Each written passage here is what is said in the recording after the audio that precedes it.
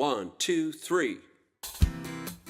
This podcast is brought to you by Red Engineering and Design, the engineering firm that provides practical solutions to complex structural problems.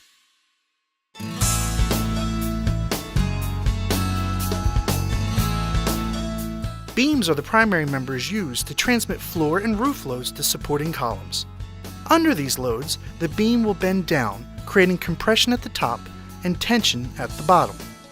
As you work down the beam depth, the internal compression forces diminish to zero before flipping to tension.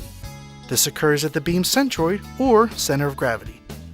The change in magnitude creates layers within the beam that slide past one another. This is called beam shear, but is different than your garden shears or a pair of scissors. This is an internal stress that resists the layers from sliding. Stack several flat boards on top of one another, and you can see this sliding in action. Under normal loading conditions, the sliding, or shear, is negligible at the middle and maximum at both ends. One way to increase the strength of a beam can be to increase the resistance to sliding between the layers. If the layers are bonded together to form a solid member, a longitudinal stress is developed along its length. This creates a distortion at the top and bottom layers.